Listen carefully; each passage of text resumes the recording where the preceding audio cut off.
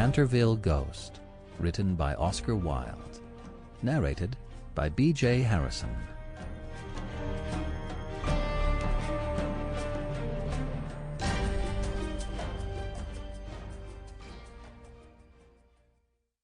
One.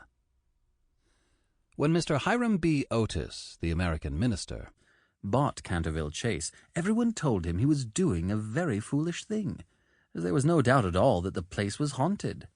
Indeed, Lord Canterville himself, who was a man of the most punctilious honour, had felt it his duty to mention the fact to Mr. Otis when they came to discuss terms.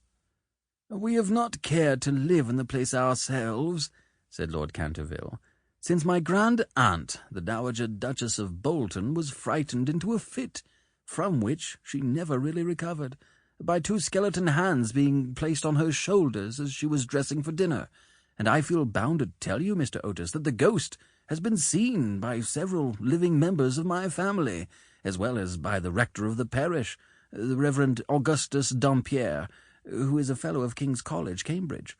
After the unfortunate accident to the Duchess, none of our younger servants would stay with us, and Lady Canterville often got very little sleep at night in consequence of the mysterious noises that came from the corridor and the library."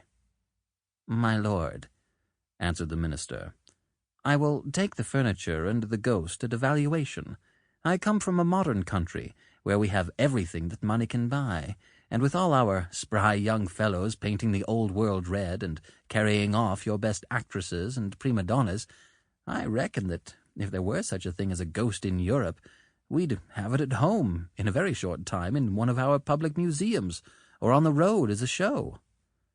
"I fear that the ghost exists," said Lord Canterville, smiling, "though it may have resisted the overtures of your enterprising impresarios. It has been well known for 3 centuries, since 1584, in fact, and always makes its appearance before the death of any member of our family." "Well, so does the family doctor, for that matter, Lord Canterville. But there is no such thing, sir, as a ghost, and I guess the laws of nature are not going to be suspended for the British aristocracy."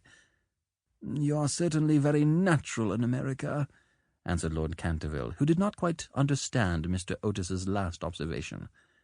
"And if you don't mind a ghost in the house, it is all right. Only you must remember I warned you." A few weeks after this, the purchase was completed, and at the close of the season, the minister and his family went down to Canterville Chase. Mrs. Otis, who, as Miss Lucretia R. Tappan, of West 53rd Street, had been a celebrated New York belle, was now a very handsome middle-aged woman with fine eyes and a superb profile. Many American ladies, on leaving their native land, adopt an appearance of chronic ill health under the impression that it is a form of European refinement. But Mrs. Otis had never fallen into this error. She had a magnificent constitution and a really wonderful amount of animal spirits. Indeed, in many respects, she was quite English, and was an excellent example of the fact that we have really everything in common with America nowadays, except, of course, language.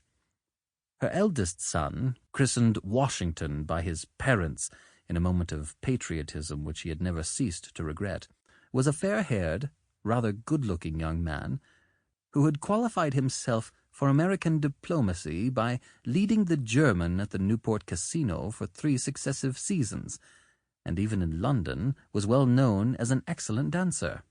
Gardenias and the peerage were his only weaknesses.